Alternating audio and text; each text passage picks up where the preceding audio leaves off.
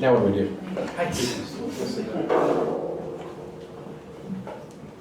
It's cooler up here than it is over there. Hello. I got a mic. It's a Shure. I'm an electric voice guy, but we'll try the Shure tonight. Okay. I know it's not up to standard or spec of a music guy. Right. A fellow metalhead, I should say. Exactly. But, and I only brought 2 mics, so thank you. I don't sure you get one. But I'm going to leave this very interactive because I want you to be able to share some of the things that are going on in sales today. You know, I shared a really bizarre blog post on LinkedIn that I think, Anthony, you responded to over the weekend. But it seems like in sales, there's lack of respect. But I think part of it may be on us because we seem to not be aware of the types of skills that we need to be successful in this day and age. So I really want to spend at least this beginning portion, maybe next 10 minutes or so, to really talk about and discuss what are the skills that are important and necessary in this day and age to be successful in sales. I just wrote a book about that. That's a great question. I love that. That's exactly what I wrote a book about.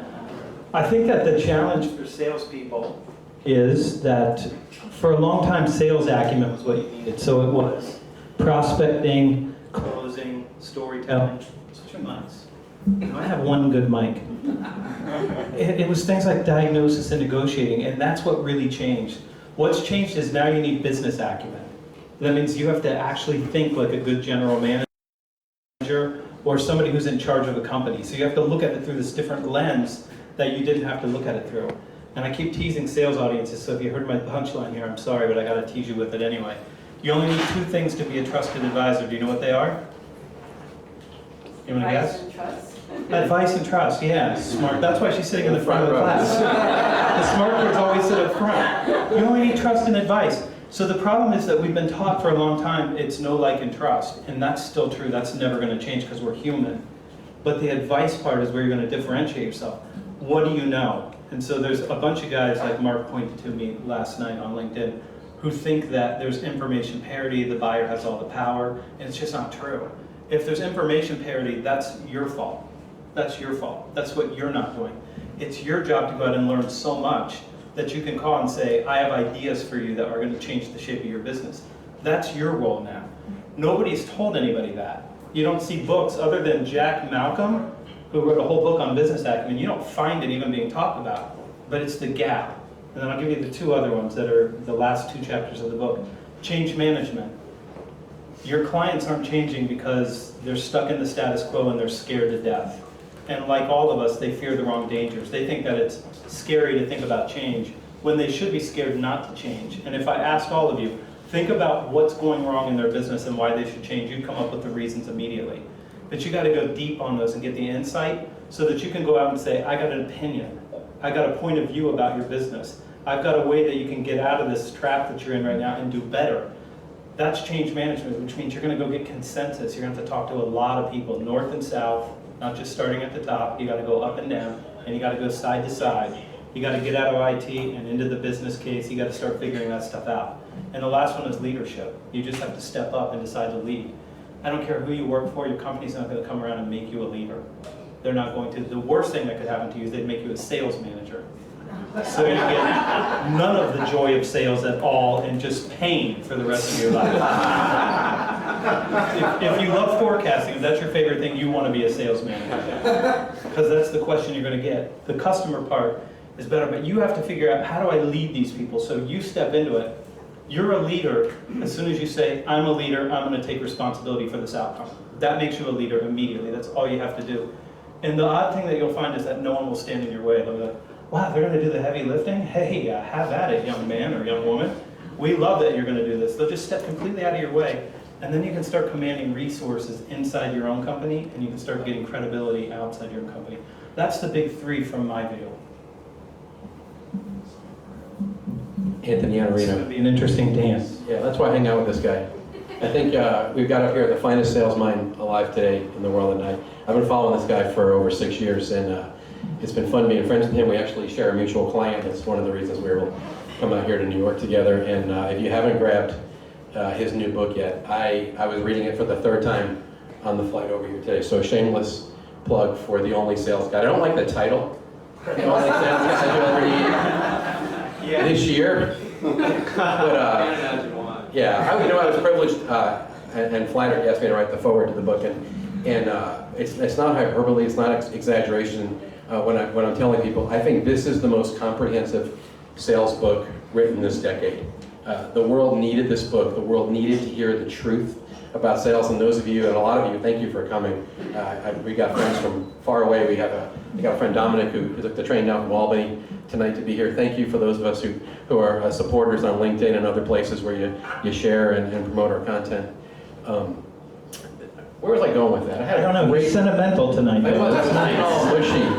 Oh, I say it wasn't exaggeration. It's the most comprehensive sales guide, because we've been in a battle, and those of you that follow us know, we're not afraid to share our opinions, and we don't tend to shrink back. And then just yesterday when Mark pointed that article out to us, where an executive at a very large technology company with the stock ticker MSFT, based in the Northwest, some executive there wrote an asinine blog post talking about how salespeople would all be replaced in a few years by artificial intelligence and et cetera. And if that guy's in the room, come on up, we'd love to have you join us up here on stage.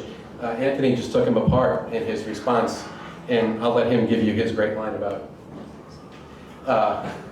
later tonight. So we're willing to have the battle.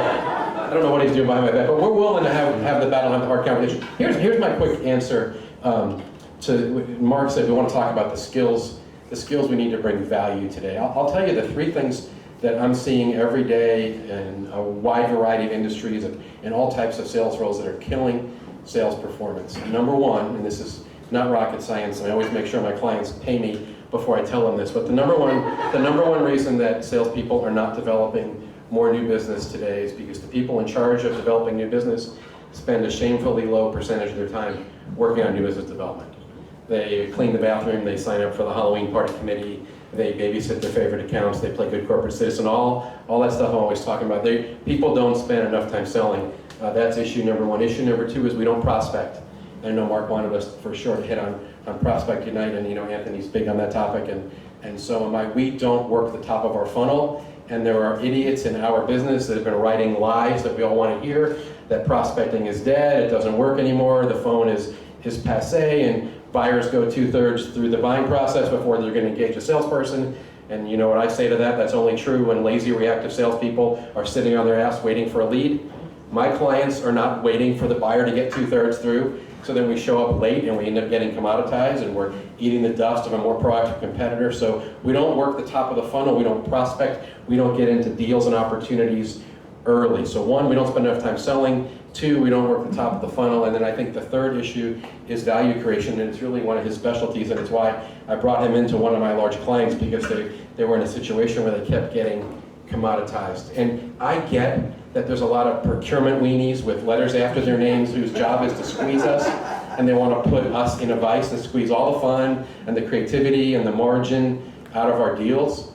And so I've got a lot of very significant premium clients with very differentiated offerings, and they're getting commoditized because the system's working to commoditize them. But I will tell you that every day we see salespeople getting commoditized and getting viewed, instead of up here as a value creator and a consultant, getting viewed way down here as just a vendor and a supplier, and they get commoditized. And it's because they don't tell a good story, and they present way too soon, and they're product focused, and they demo way early, and they don't own their own sales process, and they do whatever the customer asks them to do, and all those things. So we come across as an order taker and just a vendor. And we're happy to unpack some of those topics as we get into this evening. So that's where we'll start. Do you have a question you want to feed us as we go back and forth, or how do you want to go? Just keep going. I feel like Trump. I'm like behind him, lurking. I'm just walking around behind him. I've been complimenting my sales folks on Twitter for not tweeting about politics. And I'll just say that to everyone in this room. There's way too much at stake, and as you taught me this about a year ago, no one's ever won a political argument. So let's focus on our business. We all have our own opinions, but I would just caution you, be very careful. And I've been in sales calls with senior executives where they made an assumption about the political leaning of the prospect or the customer, and they guessed wrong, and it was a nightmare. Or to use the word we hear a lot on TV these days, it was a disaster. Your turn. Are we taking questions? Yeah, absolutely. Let's take Start right now, let's questions. go out. Let's take questions. One at a time. Back here.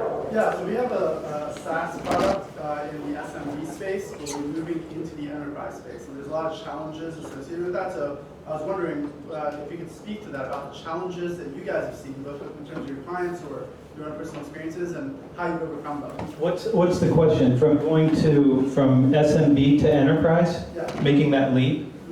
Yeah, so the deal size changes, and the complexity changes, and the time it takes you changes, and the microphone changes. The thing is, so first off, you're going to have to do probably the most important thing if you want to make that leap, and I've worked with companies that have done this that haven't gotten first things first. The first thing is you have to target who are we calling on and why.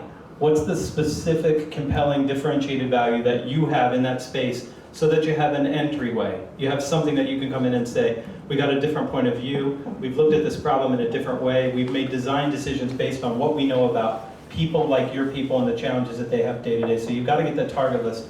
Without that, you're going to spend a lot of time trying to find a market. You got to pick the market and then you have to go deep. And I like 60 clients. I like 60 for a rep because it's 4 weeks, it's 15 a week. It means that I can touch everybody twice a month without any problem. You're going to have to go deep on that, and you're getting into a greater consensus sale. So that's my second favorite subject after value is consensus. You're getting into multiple stakeholders. I know the guys at CEB said there's exactly 5.2 decision makers.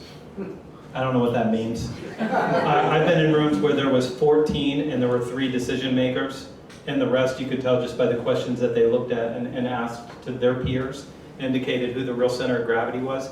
But you're gonna have to get really good at figuring out who do I need in the room, because stuff like what you do gets killed when other people look at it and say, we don't need it, or we already have something, or we like this better. So you're gonna have to start building the people inside. That's common sense, but I would tell you that would be my first step is who are we calling on and why? And then who do we know and how do we go deep in a small subset? Because you need a foothold, so you've got the referable customers that you can talk about and you got some proof cases on enterprise. And me, I would make really good deals on the front end of that to be able to build the referable customers if it were me, just because I want to get a foothold as fast as I can. And I'm a fast as I can kind of guy too. I want to go fast. What he said. And let me get some encouragement too. I've been in that situation in my own career, and I've got lots of clients that have made that upgrade. We have this false fear, and there's this intimidation factor, like the people at enterprise companies are so much smarter and tougher than the people at mid-sized companies, and that's a fallacy, that's not true. And that also leads me to the other fear, which is where we're scared to call higher up in the prospect organization because we think something terrible might happen to us if we go too high, like they're gonna chop our head off or there'll be some horrible consequence for going up too high and we're gonna get intimidated. If you have a great story and you can bring value and there are legitimate issues, business issues that you address for other clients and you can sharpen your sales story to get an executive attention, I would encourage you to target higher. I think we have this artificial fear and we end up getting trapped at the low level, and you guys know what happens when you start low. It's very hard to go around and over somebody without making an enemy. But if you start high, and as Anthony said, in an enterprise situation, you may need to target 5, 6, 7, 8 different people as you're prospecting to try all different angles and avenues to get in front of them. But I would not be intimidated if the same people, and sometimes less sophisticated people, get the jobs in larger companies. So don't be scared of that. Yeah.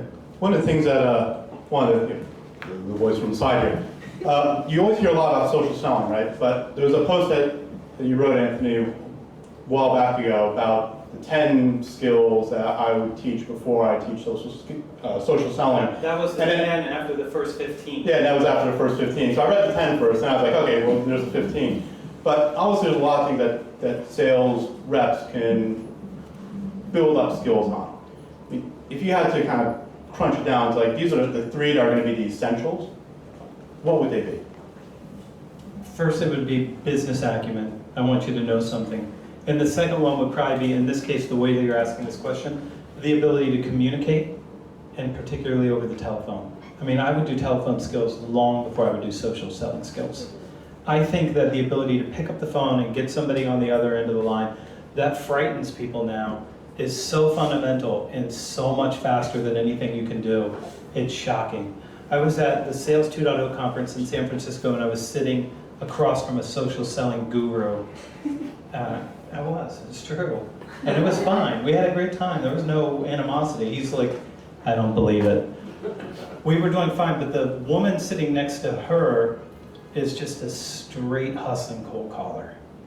And she said, you know, the thing about social selling is I'm going to reach out to all these people, and over time, they're going to come back to me because they're going to identify me as the kind of person they want to do business with.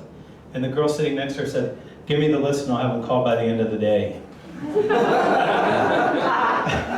And I went, okie doke. So then it was really uncomfortable from that point. Then it got uncomfortable. But the girl was like offended that somebody would say you could pick up the phone and do it faster.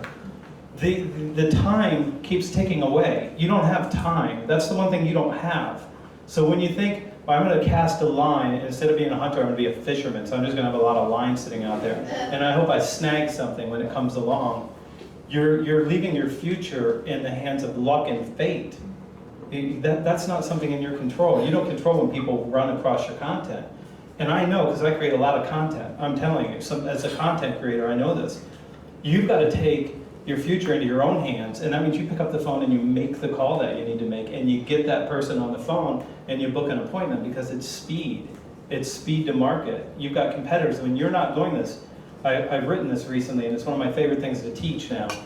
You can believe whatever you want to believe, but there's 2 things you need to know. You're not free from the consequences of your belief. And if you get the consequences, your company gets to call one of us to come in, and you'll pay us great sums of money because you get the consequences. The second thing, you don't get to choose what your competitor believes. So when you say, I think that I should be passive and wait and everything should be inbound, and you're sitting next to somebody that thinks, I'm going to pick up the phone and call these people before the afternoon's out, you're going to have a wildly different set of results. And the one who takes action is going to win. And I'm not anti-social selling. I just think that it comes further down on the list of tools available to you than the phone.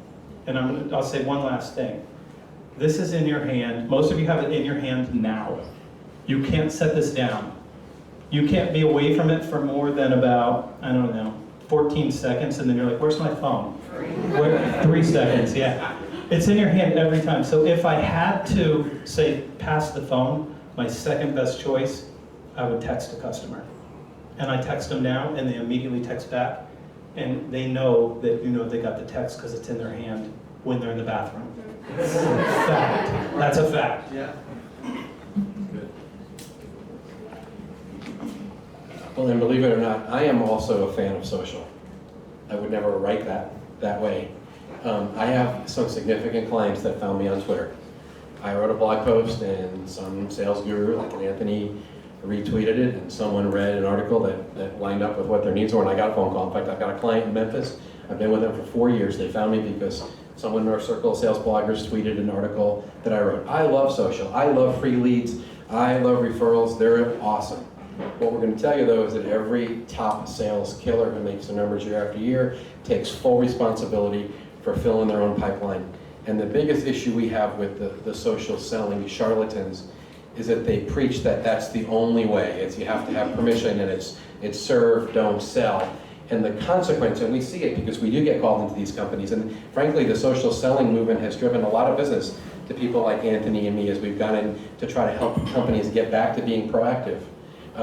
This deal with all this straw man statistic where the buyer goes 2/3 through the buying process before engaging you, that's been propagated by people who are trying to sell you their inbound marketing program or their social selling training. I mean, you go anyone out there who's preaching this social selling only way, I guarantee you they have a view on this because they're trying to profit from selling you something that lines up with what they're preaching.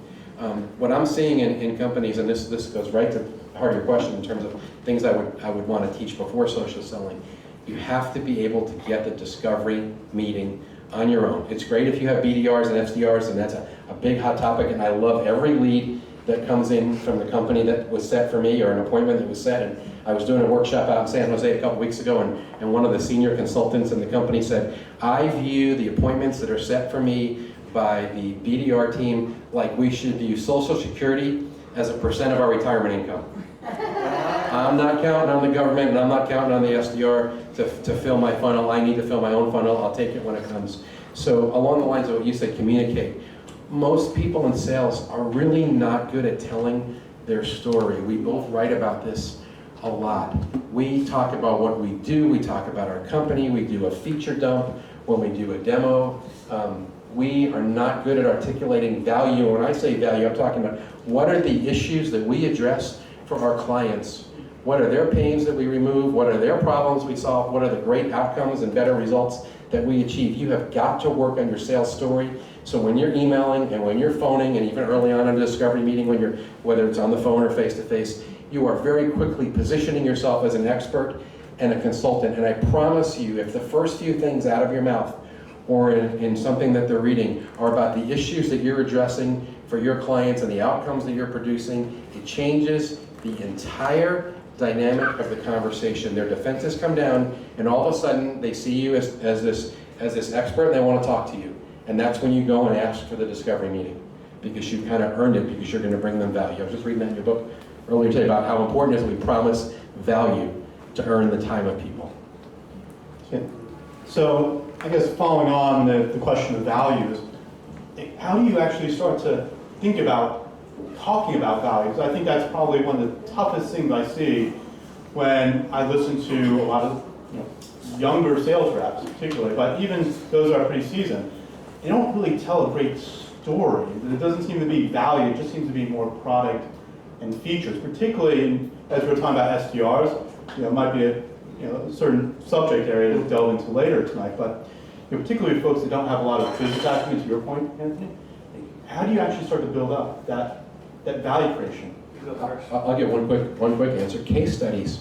I got a handful of clients right now. We're working on really hard getting a handful, 5 to 7 case studies mastered, where every single sales rep, whether you're 23 years old and a rookie or someone who's been in the company forever but isn't familiar with what all the other salespeople are doing, what would happen to your effectiveness in sales if you had memorized and you were conversationally comfortable telling 5 or 6 different stories that lined up with the different business issues you address and then the appropriate solutions that your company sold? If you knew that there was a defense company that had this issue and they were struggling with this liability and this pain, and then we came in and we did this, and this was the result. And if you had 5 or 6 or 7 stories like that that were fleshed out, and a case study is nothing more than a 3-part story.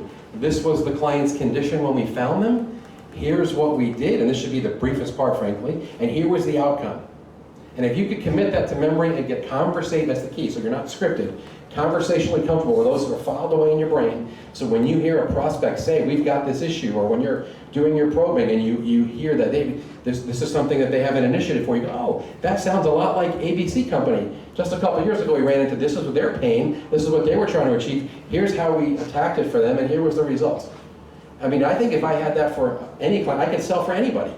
Because from there you could create voicemails and emails and probing questions, you could put a presentation together. As long as you didn't get asked any technical questions, you could sell if you had that information. So I think that's how, especially if you're young and new, that's how you articulate value. You learn the stories of how your company has helped other people. I got a whole bunch of things. I'm going to make it really brief though. You don't sound like a business person.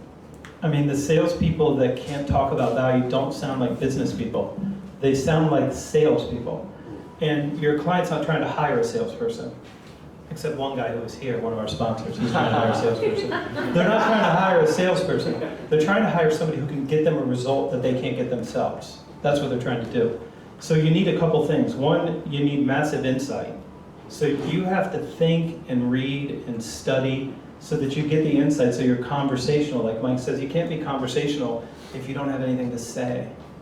So for me, the hardest thing is my Sirius satellite's on 9, and I have to switch it to 7. So I have to leave Howard Stern in the morning and I have to move over to CNBC. Because CNBC, I'm going to hear the CEO of some company explaining what his business model is and be challenged at how the business model is going to work in this economy. And so you start hearing this thing, and then you start to understand that there's a vocabulary that goes around with business, and there's concepts that go around with business that don't have anything at all to do with your features or benefits or your advantages or what you've done. That's the kind of conversation that you have to have. The other thing I'll say you need, if you're going to talk about value, is you have to have a future orientation. You have to be able to say, I can see further into the future than you can. And I can help see around corners and keep you from making mistakes. I can go out here and show you how you get all the way out here, even if I have to take you on milestones, even if I have to take you down that road. And then the last thing I'll say, you have to be really strategic. You have to think strategically. If you're going to be a trusted advisor, you only need two things, right? Trust and advice, that's it. Where are you going to get the advice? If you want the business acumen, you got to get the advice. So it means pick up Business Week and just read one article. Just read one.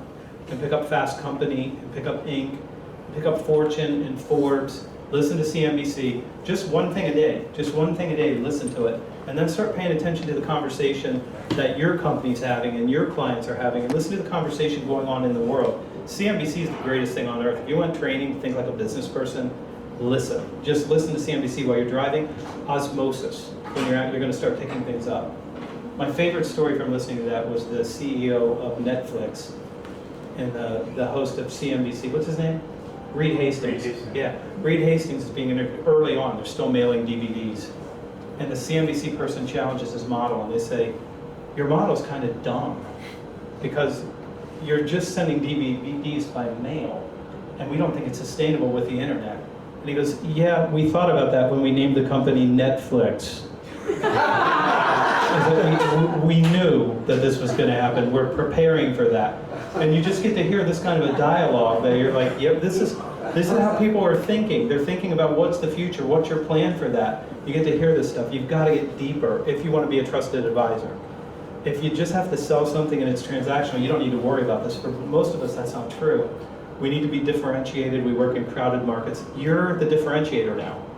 That's the hardest thing for salespeople to understand. There's no product that's coming to save you. There's no product that you're going to go, this is product. Look at product, it's great. Okay, if you sell for Apple, yeah, that's it. Other than Apple, there's nobody coming. You have to actually be the defining differentiator now, so it's 100% on you to get those things so you can do it. That's where value comes from. Keep going on that topic and just talk about your premise in the book on sales success is not situational. Because I was in the audience talking to somebody, I was talking to someone earlier, and we both read the same thing in your book today. And another shameless plug. The Only Sales Guide, bad title, great book, you'll ever need.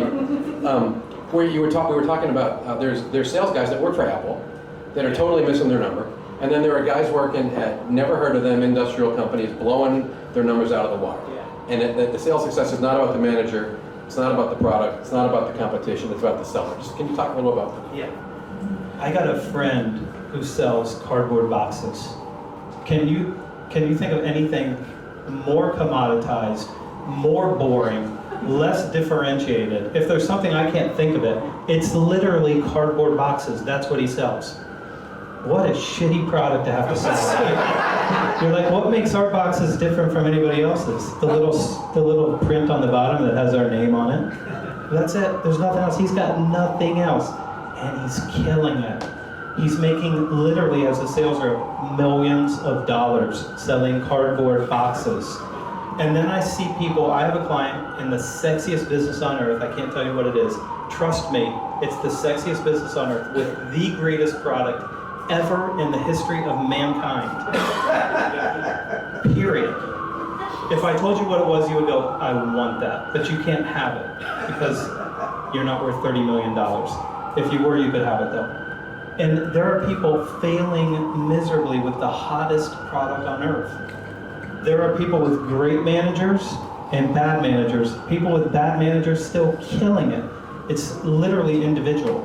And as soon as you accept that, even though you might resist the premise and go, but my boss is an asshole, you don't understand. I know your boss is an asshole. I get it. There are still people who can work for that person and figure out how to kill it, and you can too. It's what you do, it's who you are. You have to be that. You have to say, it's me. And when you take 100% responsibility, you're 100% empowered. That's the greatest thing. Once you say, it's 100% up to me, then I'm 100% empowered to do whatever I have to do to make it work. And I can't look at the economy anymore, because you can make more money in a down economy. Tons of people do. When we had the downturn, one of my businesses was cut by almost 50% in one day. And it took me about 6 months to get that back. But we went out and we won big accounts, because there are people switching. When bad things happen, people change. When good things happen, people change. When nothing changes, people change. It's totally up to you to decide what you're gonna do. It's 100% individual. And if you don't believe me, I hope you don't. I hope that you really struggle with this. I hope you're like, that's bullshit, man. I don't believe him. It's my boss, it's the economy, it's the president, it's the next president, it's something other than me. Let's struggle with that and live with it, because it is not, it has nothing to do with anything, except you. That's it. And you're the only thing you've got. Is that enough? Good. We're taking requests. Audience question. So I just wanted to say, CNBC, I love, you're right, but I don't know, it seems like the best kept secret, Wharton Business Radio on 111, Sirius Radio. I think they're gonna send me my diploma soon, because I just listen to them 24/7, and you get perspective on the world and great thinkers. CNBC, but I think that's, like, in addition to that, just one of the most amazing resources that we have. And I think I should sell for that, because nobody seems to know that. I was just going to try to argue with you and say CNBC was better than Wharton. Oh, I love them both. I'm just teasing you. Yeah, no, I'm saying I think both, but that's another great resource. Thank I you. just wanted to share that. Good. Cool. And you can tell my tweet them that I told them. Okay. All right, you guys get to pick the next topic. Where are we going? Right here. Can you help us understand how you communicate value to your clients? Like, the term value, I think, is very broad, and I think we can all understand, like, if you work with us, there's the economic value, maybe a reduction in your expenses or added revenue, blah, blah, blah. But what other values should we be thinking about as we're communicating to our customers? Sort of at the beginning of the conversation. I'm just going to set it up for you, then I'm going to hand it to him. Okay. So level 1 value is your product, and you need good level 1 value. You have to have a good product. I don't care how good you are, you don't get repeat buyers if your product fails, right? Level 2 value is service and experience. So that's your easy to do business with. You've got a great group of people that can support that decision. So when there are product issues, you can still get the value of the product. That's level 2. Level 3 is what you described. It's economic value. So I can show you an ROI. I can show you how I can help you generate economic results. That's important too. So you need all 3 of these, but this is where we sort of been trapped. Level 4 is compelling, differentiated, strategic value. So this is economic value to what end? Why would you do this? What does it do? Does it increase your market share? Does it give you speed to market? Does it give you a competitive advantage in some market? Does it allow you to eliminate costs that you have that will give you a new framework or a new platform to exist and to create additional value? What is the highest level of value? So here's the thing. I'm going to ask you to think about your own life, and then I'll hand it to him. In your own life, you do a lot of things that are just tactical, like you answer your email, right? You do stuff like that. You have all these things that you do. But at the highest level, you have a purpose, and your life has some meaning. That's it. That's the highest level. So whenever you're challenged to think about value, go up as high as you can and look at it from there. What's the purpose? What's the meaning? Why would they do this? What's the real benefit? It's just not the money. The money's good, but what's the higher level of value that you're really creating for them? And the higher you raise that, if you want a competitive wedge, if you want to drive a wedge between you and your competitors, just move higher than they are. If you move higher, you start to block people out. But only you can answer that about your clients. I don't know who your clients are, but did that help you at least get some sort of a structure to think about how do you move up?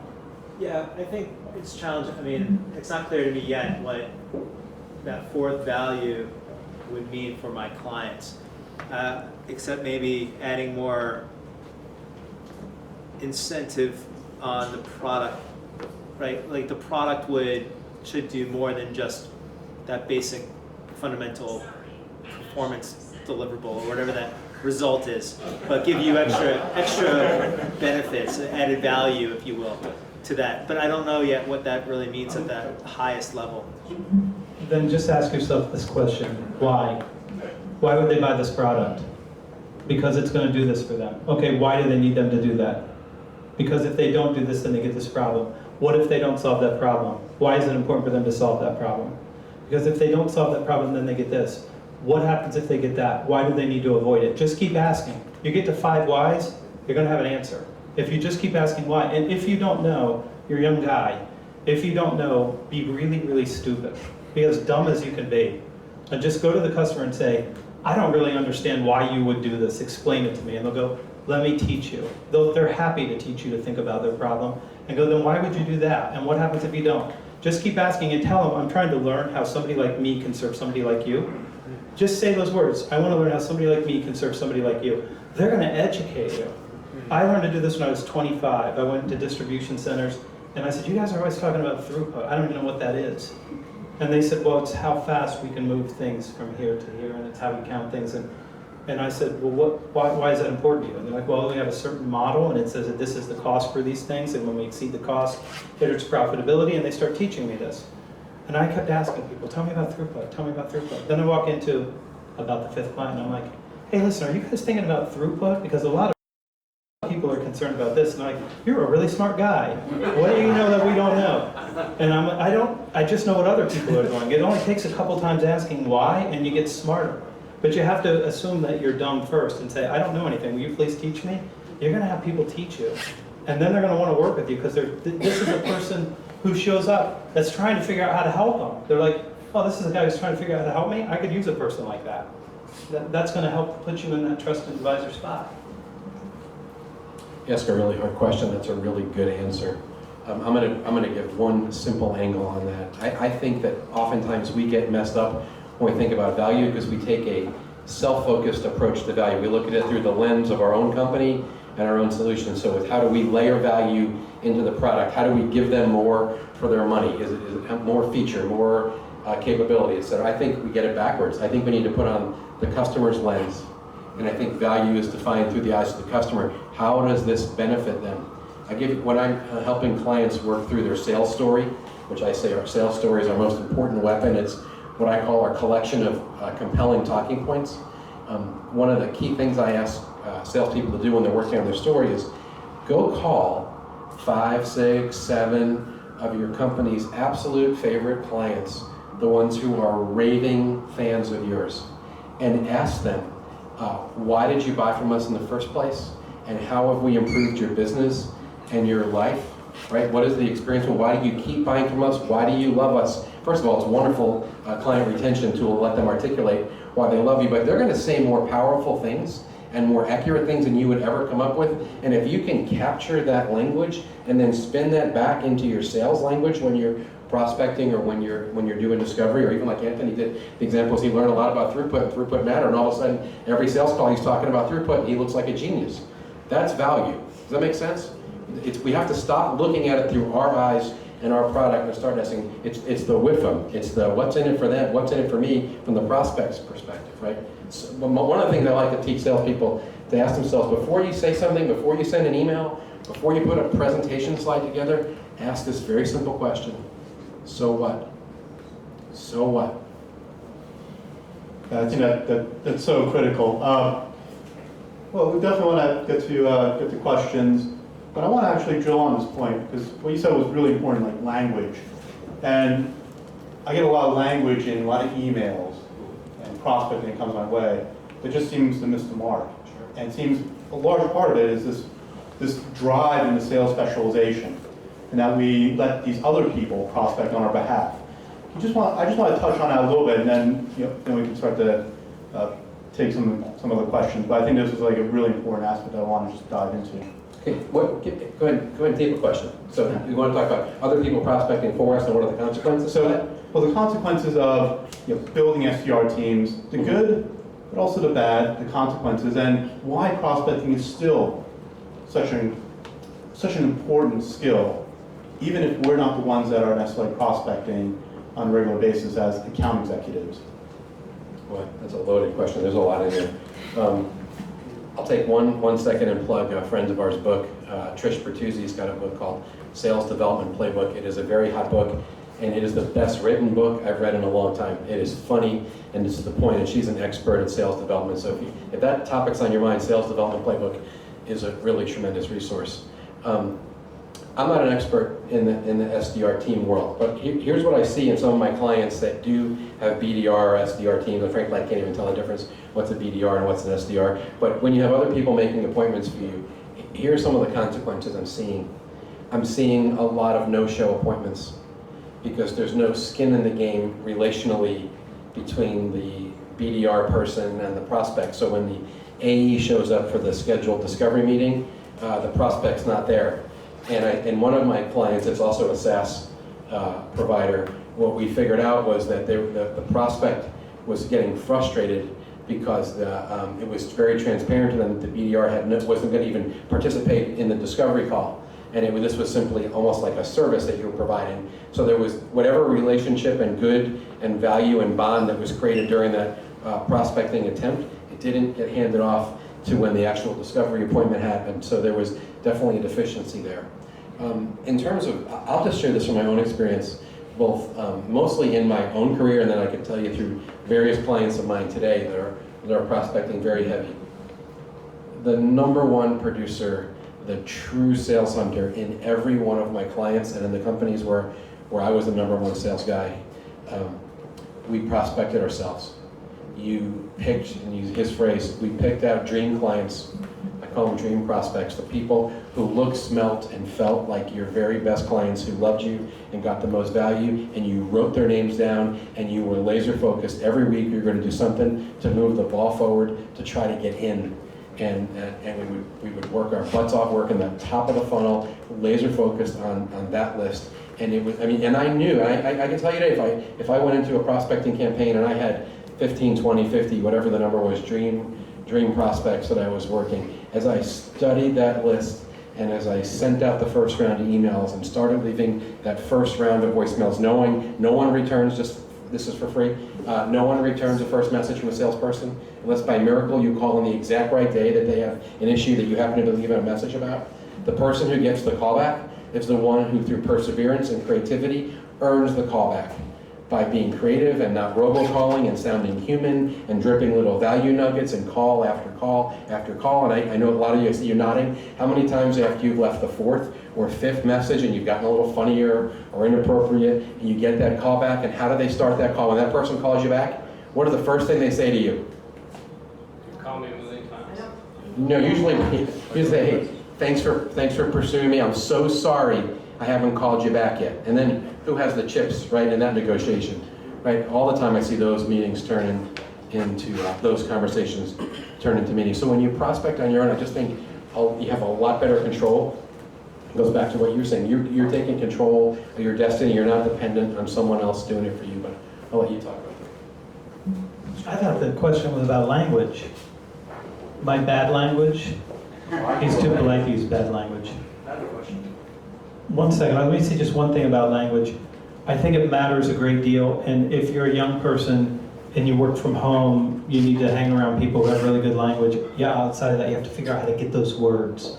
Because if you can mimic people that are already successful, you just cut your learning curve and your time to results by a massive amount, maybe 50% or more, just getting the words. Even if you don't really understand it, you want the words.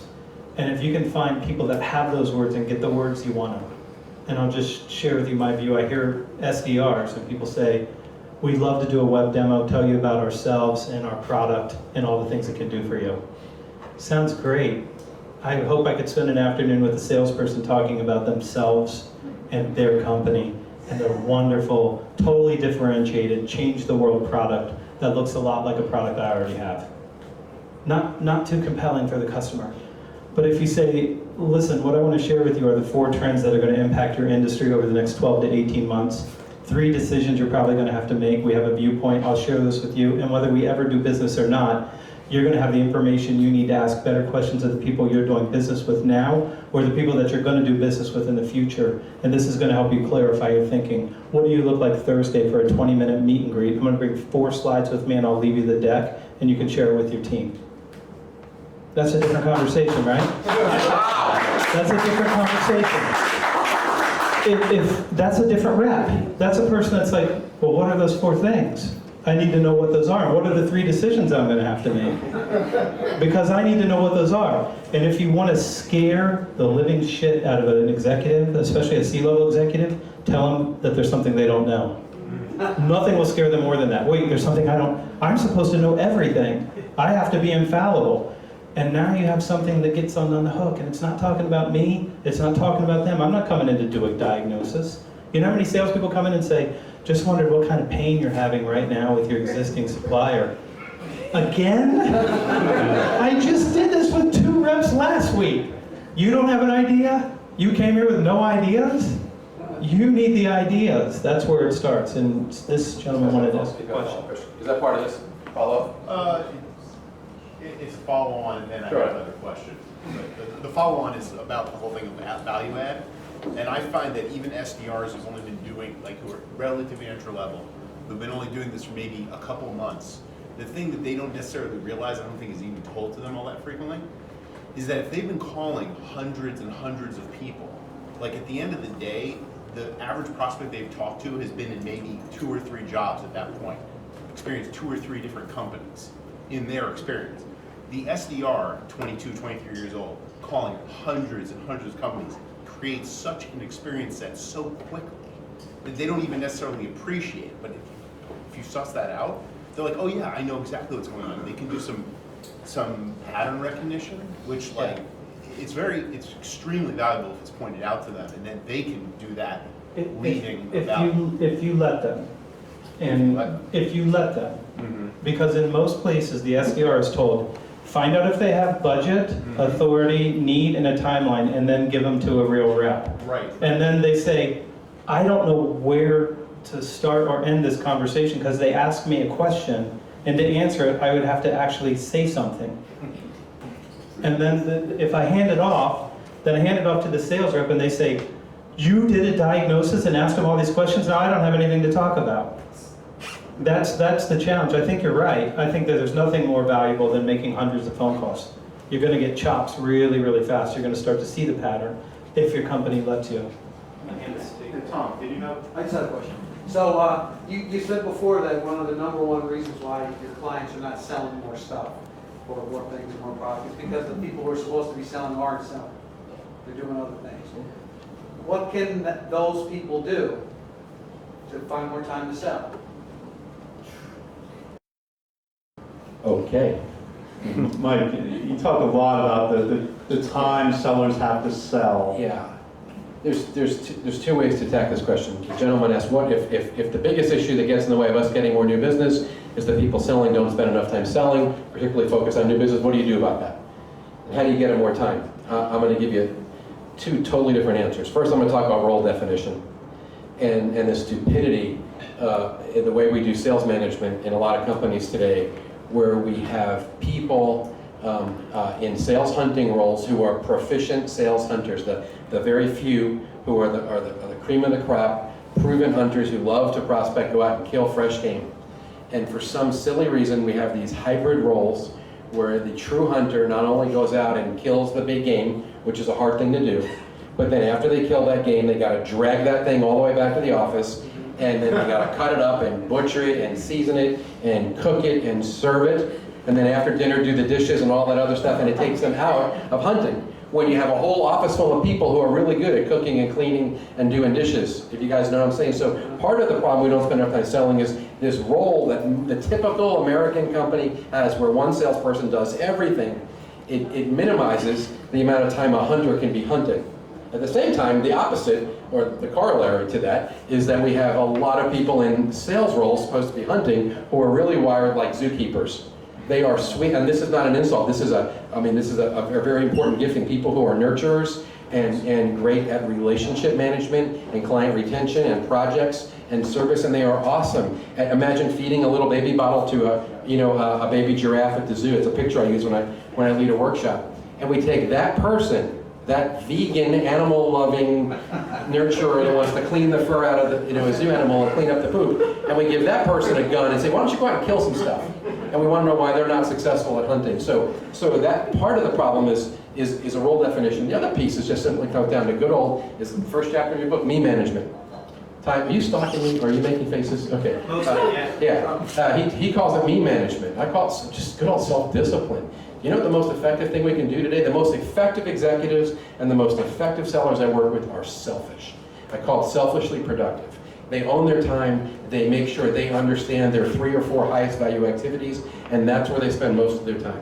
And you held up the phone before. We are all addicted. We all think we need to get back to someone in a nanosecond. We get this endorphin rush, whether it's from a mention on Twitter or just responding to an email from someone who needs us.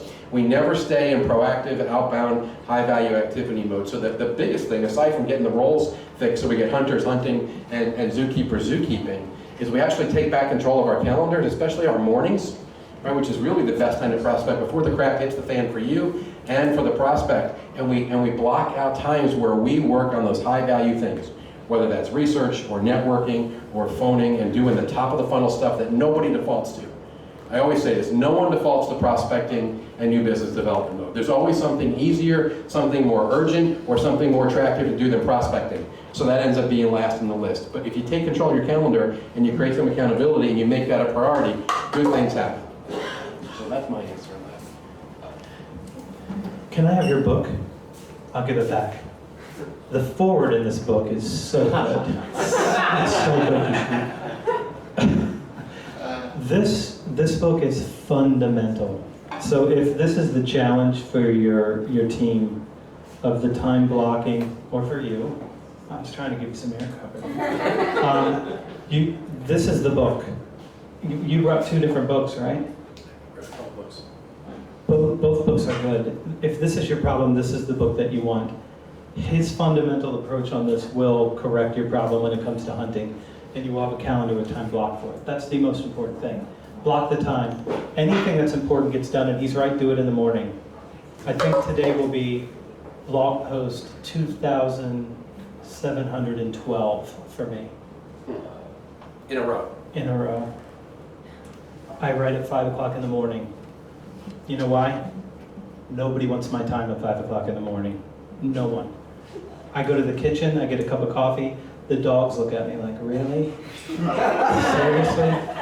It's 5 o'clock in the morning, no one wants your time. If you do what's most important and most difficult first, it always gets done. Productivity, there's all these ideas about hacks, and I hate this stuff about productivity hacks. The only thing that you can do to hack your performance, if you want to really truly be productive, you don't have to work harder. That's not going to make you more productive. There are tons of people working really hard, not getting anything done. You know those people. There are tons of really smart people trying to work smarter, trying to find some hack so they don't have to do the heavy lifting, and they're dumber. Because if they just did what was most important, they would be productive. The only way to be productive is to do what's most important first. Everything else is pretending, and it's not going to help you. What's most important, do that first. The rest of your day is like coasting downhill after that. If it's prospecting, just make the calls. Start at 8, make calls until, what do you say, 2:30 in the afternoon? It's on my clients, I would take an hour. An hour? I would take an hour. Give me a few 90-minute time blocks a week. That's exponentially increasing versus what a lot of people are doing now. Do what's most important first, you'll be super productive. That's it. We're going to have, because we're getting towards the end of our time, we'll take 2 last questions, please, in the back. Yeah. Hi. I'd love to talk more about consensus selling in particular. Tell us what you're seeing when you're looking at decentralized companies in particular, maybe global. What are the mistakes people are making when they're trying to build consensus? What are your tips for how to build that more quickly to shorten the sales cycle? Well, there's a whole bunch of things to unpack there. I'm going to go as fast as I can for you, okay? So you're right, people are now distributed all over the earth, so that's a problem, and I work with clients like that. The first thing you have to do is to figure out who's going to be involved and who needs to be involved, and you need to get a list, and you need to ask each person. Don't ask the stakeholder that likes you, your sponsor. Don't ask that person, because they're going to give you the couple close to them. When you get the couple close to them, say, who else, and in this region, who do I need? And I'm doing this with a global company right now, and I had to have 2 conversations with Brazil and Latin America, both. because their decisions, when I asked the question, who are we serving? Who's going to be unhappy with the decision we make if we do this? They said these people are going to be unhappy. Well, then we need to take care of them. I got to find those people. So you're going to have to go deeper than just that first level. The second thing that I teach is a bunch of trade-offs. You have to figure out, who do I have that's engaged around this change? That's the first thing I'm looking for. Who are the people that are engaged with this idea? Who wants something? Who wants something enough that they're going to help me move this forward? Because you need a bunch of allies inside the company, not just a power sponsor. You need power sponsors. You need a lot of them. You need to find those people. Who's going to stop me? Who's disengaged, unreceptive? Who's going to be an obstacle? What are we going to do to mitigate their pain so that they can say yes? Because consensus doesn't mean unanimous. It means that some people stand down and say, I understand this is what's right for the company, so I'm going to take a back seat here and let them have this decision. The other thing you want are, who are the people who are going to massively benefit from the compelling problem that you solve? Who are all those stakeholders?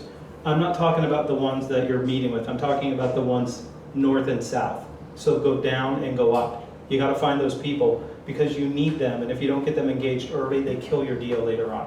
What happens is somebody says, we've decided to go down this path, we've talked to this company, they say it's not going to work for us. If they're not involved in the design, if they're not being asked these questions when you're thinking about the solution and they're not your collaborators, they've been left out. And so what do I do when I've been left out? You didn't take my concerns into account? You're on your own. I'm not going to support you. You didn't even have the courtesy to come and talk to me. They have to find a way to deal with the obstacles. You've got to find some way to go and actually do something with them. The mistakes I see are, one, don't have the right stakeholders. Second, have not found a way to mitigate the damage you do in some areas so you can get support. Third, haven't gone and found the people who they could get to collaborate around the right solution and who would help them with change, and then ignoring the obstacles. You can't do those. So you're gonna have to pull all that together. And then if you go to my blog, I got a bunch of stakeholder stuff on there. If you just search for that, if you search for consensus or stakeholder, almost everything I think of, I write. So there's like 6 good ideas out there. If you can find them. If you just search consensus or stakeholders, though, you'll find it. I hope that helps you. Thank you, yeah. Take one last question. Here in the front, please. Oh, I missed Yeah, the microphone. Yeah, just stand up. It's Okay. fine.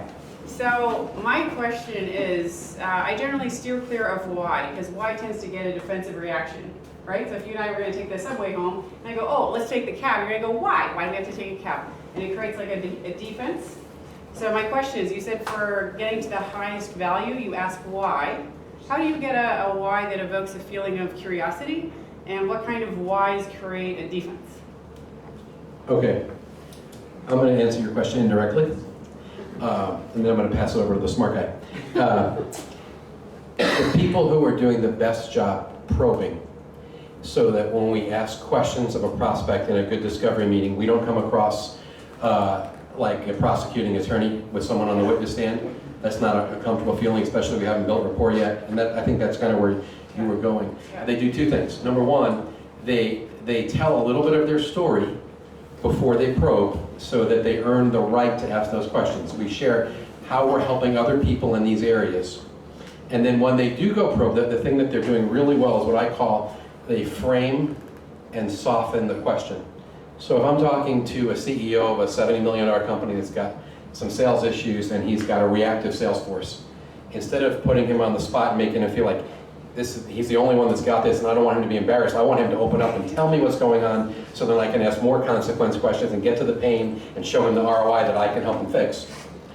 I might start that question by saying, so Joe, in the last month I've had a lot of conversation with senior executives who are frustrated that their team is living in reactive mode and they're showing up late to opportunities and therefore they're getting commoditized and being forced to sell on price. I'm just seeing a lot of that right now. Tell me in your world, what's going on in terms of when your sales team's getting engaged, and do you find that they're late, and what are the consequences there? So I'm making it okay to ask the question by letting him know that I'm seeing this issue. This is an insight I'm sharing, right? I've seen this in a lot of other places, so he's not alone, he's not on the spot, and then he's a lot more willing to be vulnerable and transparent and tell me what's really going on. And I'll let you close it up. What's your first name? Christina. Christina, can I share something with you? Yes. What's that?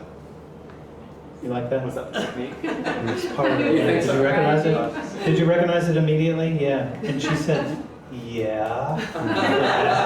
So I'm curious as to what comes next. Can you explain to me why asking the question why tends to create that resistance for you? What do you notice? Oh, right. So if someone goes why, I feel like if someone says that to me, right, if you put it in your personal perspective, then I feel like, oh, they're going to analyze everything and I have to make a big federal case out of the why I want this, you know. But what do you feel from your customers? I wasn't thinking how they react because I've been staying away from specifically that question for a while. So I haven't asked it in a while because I view like it gives you such a defensive reaction. No, I think it gives you a defensive reaction. Oh, you think so? I do. I don't think it gives me one. I love why. Ask away. We'll be here all night. That's my favorite question. Why? What's the purpose? What's the meaning? That's great. Let me see if I can give you another choice though, okay? Because everything in sales is just language choices. And you get lots of things. Would you feel more comfortable saying, oh, you would want to do it this way? You'd want to take the taxi? Can you share with me why that would be important to you? And if it's okay, could I share with you a couple other choices that I thought might be interesting for us to talk about? Oh yeah, I like the co-sharing of perspective. Here's why I'd like to take the subway. Here's why I'd like to take the cab. Okay, let's cab. Yeah, so I mean, I think that's the way that you do it. You soften it, like Mike said, soften it so that that's okay. And then ask, but can you share with me, when you say can you share with me, why? Sharing's good, right? How old were you when you learned how to share? How old were you when you forgot? We have a lot of honesty in this room. I hope that helps you. I think it's how you ask the question. And if you're a prosecutor and you say, you're out of order, and I asked you why, you're not going to do well. But if you say, can you share with me because I'd like to understand more about why that's important to you, then people will share with you. They're happy to. You agree? Sometimes I dumb down. I'm like Columbo. Not everyone here knows the show Columbo, but it shows how much better than he was. Did you say everyone knows or no one knows? You dumb down and go, I'm a little confused. Can you help me here? Fortunately, I'm gifted in that department.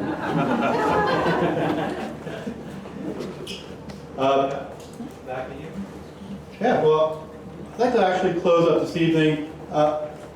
Anthony, Mike, do you think you could stick around just maybe for a few moments? Because I think there's a bunch of folks out there that had some questions. Unfortunately, we can't get to them. That's always the challenge when you have two giants of the sales world here at the same time, delivering some real, just massively important information about how to improve ourselves. But I want to just leave with this one last thought. Obviously, you've written some really amazing books. I also want to know what's been something that's been inspiring recently that you've seen, read, heard about. It's kind of different, maybe outside of your universe, but something that actually you felt, yeah, this is motivating, this is inspirational. Tell them how much the election was inspiring. Yeah, and then we can end with the Trump thing here in the back. Yeah, that's a hard question. I've been inspired a lot the last year by death. There's been a lot of death around me. I don't know if anyone else experienced in the last year. We've lost some young friends, some real young people, and some contemporaries. And I have a dear friend who lost his best friend just last week. And watching people walk through the grieving process. And while that sounds like such a morbid and not inspiring thing, I like to say, especially when you go to a funeral, death is clarifying. It reminds you of what really matters in life.